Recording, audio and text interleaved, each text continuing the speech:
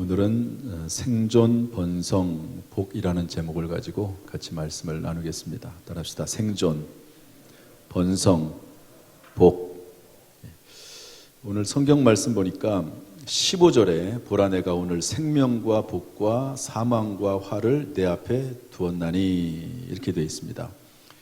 생사화복이 우리 앞에 있다는 거죠. 여러분, 이 신명기는 불신자에게 하는 말이 아니고 우리 믿는 사람들에게 하는 말입니다. 하나님의 자녀들에게 하는 말이거든요. 그런데 하나님께서 말씀하시기를 생사가 너희 앞에 있다. 화와 복이 너희 앞에 있다. 물론 여기서 말하는 이제 우리 신약 시대로 와서 예수 그리스도를 믿는 하나님의 자녀들에게는 여기서 말하는 사가 지옥은 아닐 겁니다. 지옥은 아니죠. 그리스도 예수 안에 있으면 우리가 때때로 실패하고 잘못하고 죄를 지어서 하나님의 꾸지람은 있지만 그렇다고 해서 지옥 가는 것은 아닙니다. 그래서 지옥을 의미하는 건 아니지만 생명과 사망, 화와 복, 저주와 축복이 우리 앞에 있다. 또 19절에 가면 뭐라고 되어 있냐면 그러므로 선택해라. 너희는 생명을 선택해라.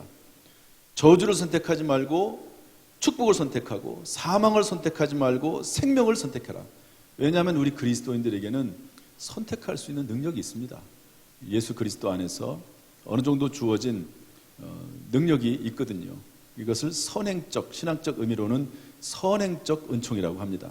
예수 그리스도를 믿을 수 있는, 예수 그리스도의 십자가 보혈로 말미암아 그런 은총이 우리에게 있다 하는 것이죠. 그래서 오늘 저는 죽음과 저주가 아니라 생존, 번성, 복이 임하는 원리가 무엇일까 하는 것을 좀 찾아보려고 합니다. 오늘 이 시간을 통해서 우리의 삶이 죽음에서 생명으로, 저주에서 축복으로 변화되는 은혜가 있기를 주님의 이름으로 축원합니다. 첫 번째로 하나님은 우리가 생존하며 번성하고 복받기를 원하신다 하는 것을 깨닫는 것이 중요합니다. 따라서 합시다. 하나님은 우리가 생존하며 번성하고 복받기를 원하신다. 16절 하반절에 그렇게 되어 있습니다. 내가 생존하며 번성할 것이요 또 내 하나님 여호와께서 내가 가서 차지할 땅에서 내게 복을 주실 것입니다. 그랬거든요. 그래서 여러분, 하나님의 마음을 우리가 깨닫고 저주가 아니라 복된 삶으로 들어갈 수 있기를, 하나님의 마음에 합한 삶을 살 수 있기를 주님의 이름으로 축복합니다. 하나님께서 남자와 여자를 창조하신 다음에 제일 먼저 뭐 했을까? 복을 주셨습니다. 한번 읽어보겠습니다. 창세기 1장 27절 28절 다 같이 읽어보죠. 시작. 하나님이 자기 형상 곧 하나님의 형상대로 사람을 창조하시되 남자와 여자를 창조하시고 하나님이 그들에게 복을 주시며 하나님이 그들에게 이르시되 생육하고 번성하여 땅에 충만하라. 땅을 정복하라. 바다의 물고기와 하늘의 새와 땅에 움직이는 모든 생물을 다스리라 하시니라. 이것은 이 땅에서 주시는 복입니다.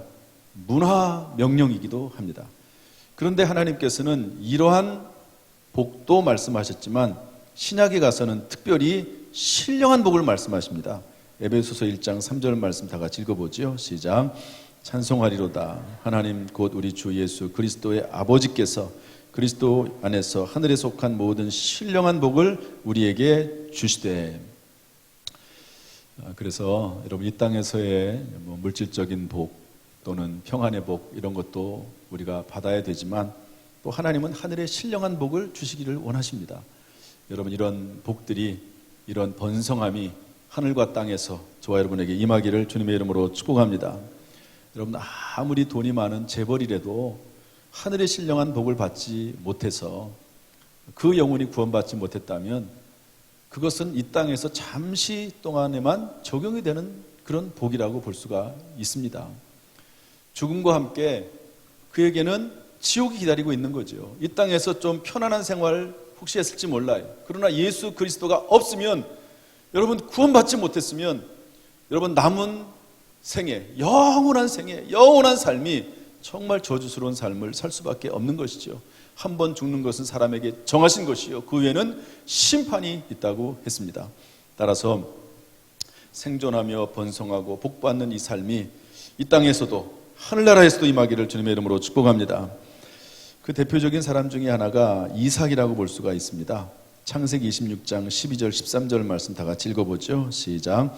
이삭이 그 땅에서 농사하여 그 해에 100배나 얻었고 여호와께서 복을 주심으로 그 사람이 창대하고 왕성하여 마침내 거부가 되어. 하나님과 함께 하면서 누리는 복은 거부가 되는 것은 필요합니다.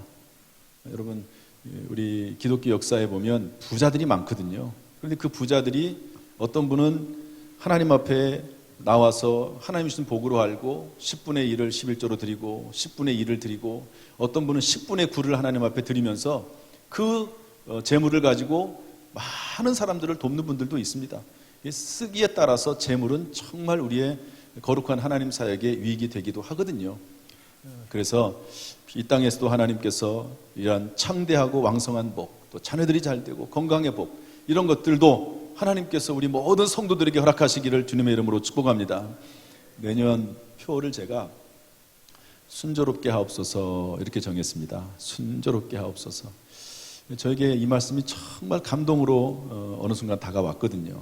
그래서 내년에는 제가 이 말씀을 좀 많이 선포하고 시간마다 외치려고 그래요. 하나님, 우리 성도들의 삶이, 인생이 이제 좀 순조롭게 되었으면 좋겠습니다. 어려운 일이 있어도 순조롭게 풀리고, 또 앞으로 계획하는 일들이 있으면 순조롭게 잘 풀려나가고 잘 되고, 순조롭게 아브라함의 종이 아브라함의 아들 이삭의 아내를 구할 때 순조롭게 만나게 해달라고 그러면서 그 일이 순조롭게 풀리지 않았습니까? 거기 원칙이 몇 가지가 있습니다.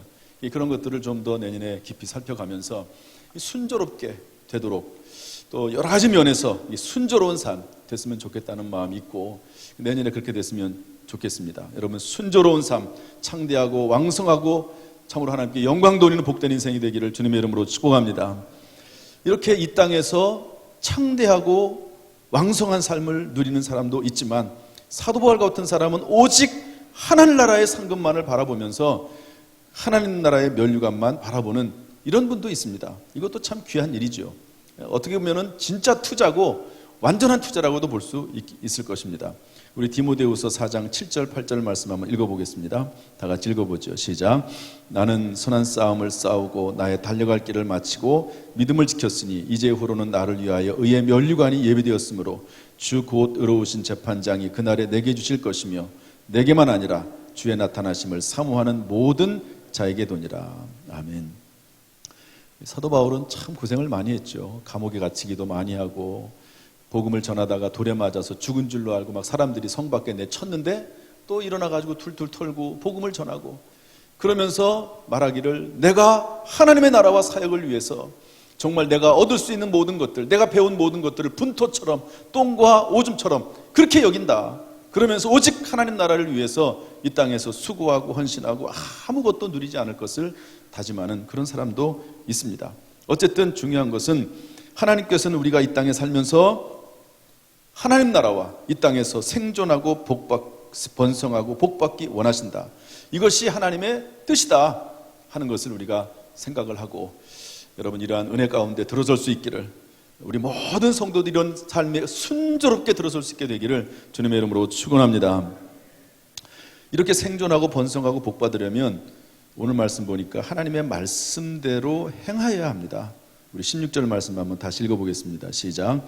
곧 내가 오늘 내게 명령하여 내 하나님 여호와를 사랑하고 그 모든 길로 행하며 그의 명령과 규례를 법도를 지키라 하는 것이라. 그리하면, 거기까지 읽겠습니다. 그리하면, 따라합시다. 그리하면. 그 뒤에 생존하며 번성하며 복에 대한 이야기가 나오는데, 그리하면 생존하고 번성하고 복을 받는다, 그 말이죠. 그게 뭡니까? 하나님의 말씀대로 행하라. 하나님을 사랑해라. 하나님의 말씀대로 살아라. 분명히 말씀해주고 있습니다. 성경에 보면 반석 위에 집을 지은 사람과 모래 위에 집을 지은 사람 이야기가 나옵니다. 마태복음 7장에 나오는데, 그런데 반석 위에 집을 지은 사람과 모래 위에 집을 지을 사람이 똑같은 게 있습니다. 그게 뭐냐면 하나님의 말씀을 듣는다는 거죠. 이 말이 무슨 말입니까? 반석 위에 집을 짓고 모래 위에 집을 지은 사람 둘 다 사실은 교회 나오는 사람이고 예수 믿는 사람이라는 겁니다. 그런데 어떤 사람은 그 말씀을 듣기는 하지만 그 말씀에 따라 사는 사람이 있고 그 말씀에 따라 살지 않는 사람이 있다는 겁니다. 교회 나오는 사람 중에서도 하나님 말씀을 듣지만 그 말씀대로 사는 사람이 있고 그 말씀대로 살지 않는 사람도 있다는 거죠. 중요한 것은 하나님의 말씀을 듣고 그 말씀대로 행할 때 생존과 번성과 복이 임한다는 겁니다. 우리 마태복음 7장 24절 25절 말씀 한번 읽어보겠습니다. 다 같이 시작. 그러므로 누구든지 나의 이 말을 듣고 행하는 자는 그 집을 반석 위에 지은 지혜로운 사람 같으리니 비가 내리고 창수가 나고 바람이 불어 그 집에 부딪히되 무너지지 아니하나니 이는 주추를 반석 위에 놓은 까닭이요. 아멘. 이 대표적인 사람이 저는 아브라함이라고 생각을 합니다. 아브라함은 야고보서 2장 21절 22절 보니까 하나님께서 말씀하실 때 그 말씀을 믿음으로 받고 그 믿음을 행함으로 옮겨서 정말 하나님의 은총 가운데 거한 사람이죠. 우리 한번 읽어보겠습니다. 야고보서 2장 21절 22절 시작. 우리 조상 아브라함이 그 아들 이삭을 제단에 바칠 때에 행함으로 의롭다 하심을 받은 것이 아니냐. 내가 보거니와 믿음이 그의 행함과 함께 일하고 행함으로 믿음이 온전하게 되었느니라. 아멘. 여러분, 하나님의 말씀이 우리 속에 떨어질 때 행함으로 반응할 수 있기를 주님의 이름으로 축복합니다. 말씀대로 그러면 행하려면 어떻게 될까? 제가 이거를 좀 이렇게 좀 순서적으로 했습니다. 하나님께서 우리가 복받고 번성하고 생존하기를 원하신다. 그러면 복받고 생존하고 번성하기를 하려면 어떻게 되느냐? 말씀을 행해야 된다. 그럼 말씀을 행할 수 있으려면 어떻게 되느냐? 여러분, 말씀을 행하는 게 중요한데 그 말씀을 행하려면 말씀 자체의 능력이 임해야 합니다. 그러니까 내 의지로 하나님의 말씀을 물론 행할 수도 있어요. 의지로도. 그러나 어느 정도 행할 수 있지만 결정적인 순간에는요, 내 의지로 하지 못할 때가 있습니다. 그때 하나님의 말씀 자체의 능력이 임해야 되는 것이죠. 우리 14절 말씀 한번 읽어보겠습니다. 14절 다 같이 시작. 오직 그 말씀이 내게 매우 가까워서 내 입에 있으며 내 마음에 있은즉 이를 내가 행할 수 있느니라. 하나님의 말씀을 내 입에 두고 그러다 보면 어떤 순간에 그 말씀을 내가 행할 수 있게 되는 거죠. 행할 수 있는 것은 하나님의 말씀의 능력이 임할 때입니다. 여러분, 히브리서 4장 12절에 보면 하나님의 말씀은 능력이 있거든요. 한번 읽어보겠습니다. 다 같이 시작. 하나님의 말씀은 살아있고 활력이 있어 좌우에 날선 어떤 검보다도 예리하여 혼과 영과 및 관절과 골수를 찔러 쪼개기까지 하며 또 마음의 생각과 뜻을 판단하나리. 하나님의 말씀이 임해야 되는 겁니다. 엘리야에게 하나님 말씀이 임했는데 열왕기상 18장 1절 말씀 한번 다 같이 읽어보겠습니다. 시작. 많은 날이 지나고 제3년에 여호와의 말씀이 엘리야에게 임하여 이르시되 너는 가서 아합에 보이라. 내가 비를 지면에 내리리라. 3년 반 동안 비가 안 왔습니다. 그런데 어느 날 엘리야에게 하나님의 말씀이 떨어진 거죠. 비가 올 것이다. 여기서부터 역사가 나타나기 시작을 하는 거죠. 어느 날 어느 순간에 하나님의 말씀이 우리 속에 떨어지기 시작하는 그 순간부터 역사가 나타나기 시작하는 것입니다. 아브라함에게도 그런 일이 있었는데 한번 읽어보겠습니다. 창세기 15장 4절 말씀입니다. 다 같이 시작. 여호와의 말씀이 그에게 임하여 이르시되 그 사람이 내 상속자가 아니라 내 몸에서 날 자가 내 상속자가 되리라 하시고. 아브라함이 아들을 갖지 못했어요. 하나님의 약속은 이미 주어졌거든요. 너의 후손을 통해서 천하 만민이 복을 받고 너의 후손이 땅의 모래와 같이 하늘의 별과 같이 많아질 것이다. 그런데 아들이 정작 태어나질 않아요. 90세가 될 때까지. 그때 충성스러운 종에게 이 재산을 상속하려고 생각을 하고 있는데 그때 하나님의 말씀이 임합니다. 그 사람이 내 상속자가 아니다. 내 몸에서 날 자가 내 상속자가 되리라. 그래서 상속을 하지 않습니다. 기다리죠. 그랬더니 하나님께서 100세 때, 하나님은 좀 더 기다리라고 말씀하시는 거거든요. 100세 때 하나님이 아들 이삭을 주시는 것을 볼 수가 있습니다. 이 말씀이 임하는 것이 중요하거든요. 말씀이. 여러분, 유명한 성 어거스틴이라고 하는 사람이 있습니다. 이분은 사도 바울 이후에 최고의 신학자요 목회자라고 불리는 그런 분들입니다. 지금도 이 성 어거스틴의 이 신학 사상을 지금도 이분이 AD 400년 지금부터 뭐 몇 년 전입니까? 그러니까 1700년 전 사람이거든요. 그런데도 그분의 신학이 우리에게 지금도 회자가 되고 있고 그 신학을 배우고 있고 그 신학을 펼쳐나가는 사도 바울 이후의 최고의 신학자입니다. 그런데 이분이 그렇게 삶이 좋지 않았습니다. 17살 때 유학을 가가지고요, 어떤 여자를 만나가지고 상당히 조숙했죠. 17살 때. 모르겠습니다. 우리나라도 옛날 조선시대 그때는 뭐 일찍 결혼했으니까. 어쨌든 17살 때 여자를 만나가지고 거기에 푹 빠져 살고, 마니교라고 하는 그런 우상신앙, 이방신앙에 빠져가지고 또 그렇게 살고, 또 플라톤 철학에 빠져가지고 하나님이 없는 그런 삶을 살았거든요. 그런데 여러분 잘 알듯이 그의 어머니가 누굽니까? 모니카 아닙니까? 그 아들을 위해서 간절히 기도하고 또 간절히 기도하고 기도를 했습니다. 그러는 과정 가운데 어떤 일이 생겼냐면, 여러분 그 당시에 유명한 설교자가 있습니다. 암브로스라고 하는 설교자가 있는데요, 이분이 참 말씀을 잘 전합니다.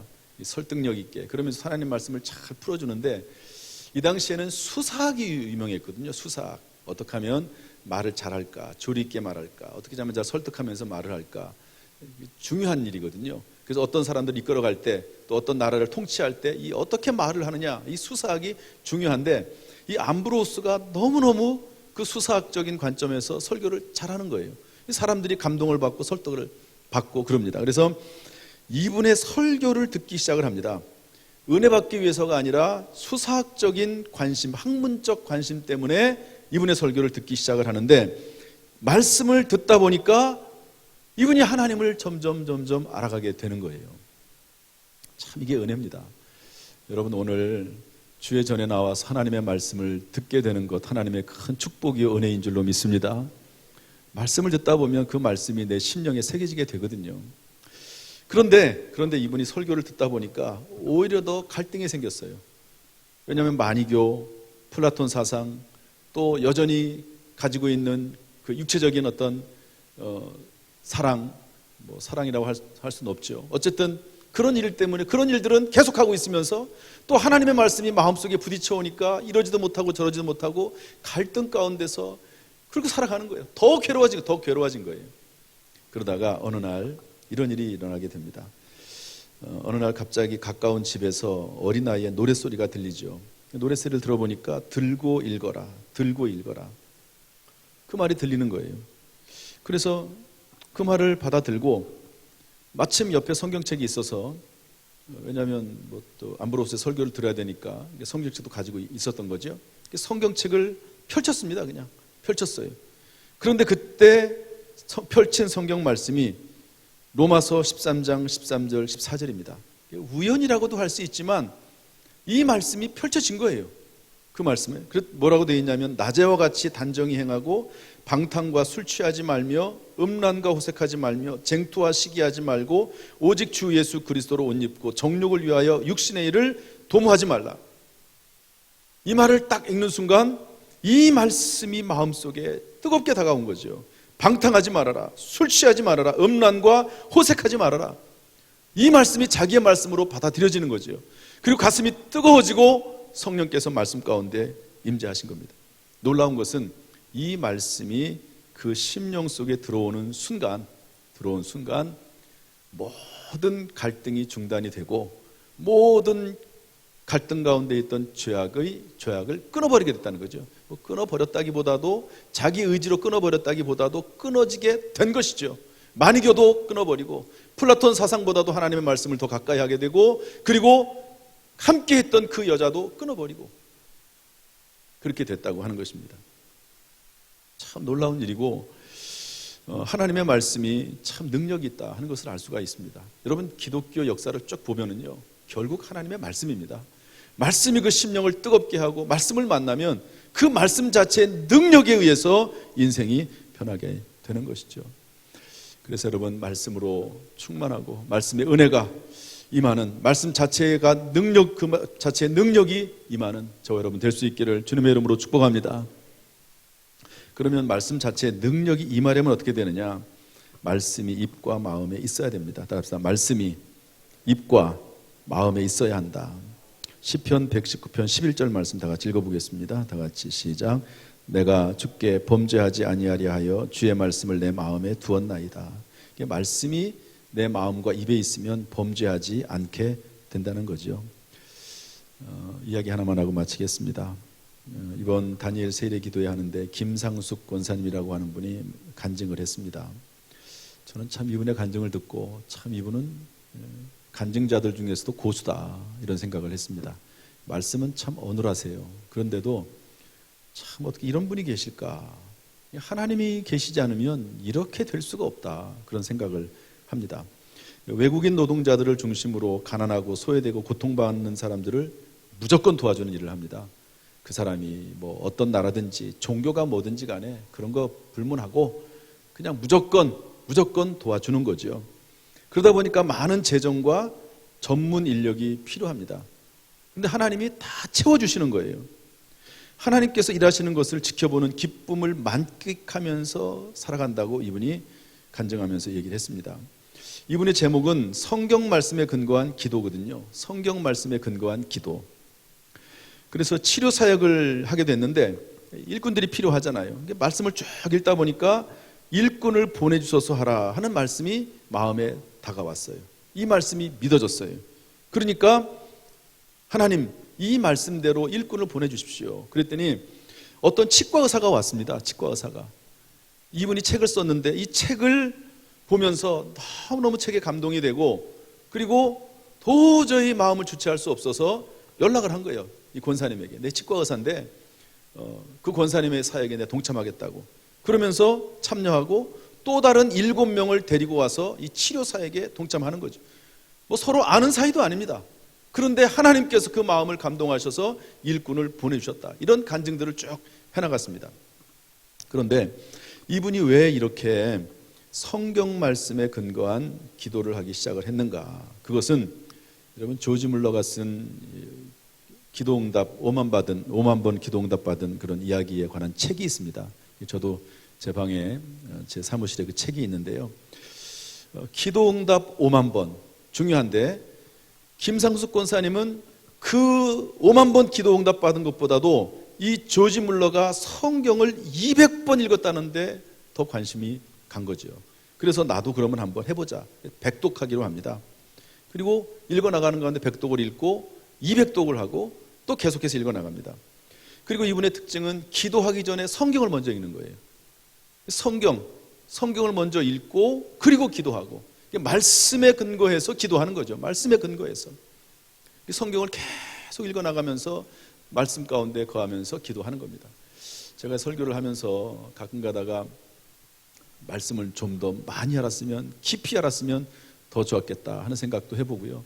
제가 오늘 요즘 이 다니엘 세례 기도회를 참여하면서 내년에는 우리 성도들이 좀 성경을 많이 읽도록 해야 되겠다. 더욱이 이 다음 세대의 말씀을 좀 많이 읽도록 해야 되겠다. 저는 그렇게 생각을 합니다. 말씀을요 어렸을 때, 학생 때, 청년 때 많이 읽고 그 말씀을 깨달으면요 정말 그 말씀이 평생에 그 사람에게 자산이 되고 재산이 되고 능력이 되고 지혜가 되고 힘이 되거든요. 그래서 내년엔 좀 상금을 좀 많이 걸어놓고 성경 많이 읽으면 좀 상을 줘야 되겠다. 어쨌든 성경 읽도록 하기 위해서. 유대인들은 그렇게 하거든요. 또 어떤 믿음의 가정들은 자녀들에게 성경을 한번 읽으면 어떤 상을 걸어놓고 성경을 읽도록 합니다. 상을 받으려고 하지만 성경을 읽으면 그 성경이 머릿속에 들어가서 그 성경이 어느 때는 싹이 나고 열매를 맺게 되거든요. 이 김상숙 권사님은 새신자들을 만나도 이제 사역을 하다 보면 새신자들이 생길 것 아닙니까? 이분들에게도 새신자들에게 성경을 하루에 12번 읽도록 권한다는 거예요.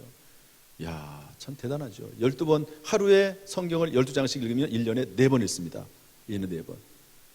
여러분 1년만 지나면요 이분의 신앙이 얼마나 자랄까.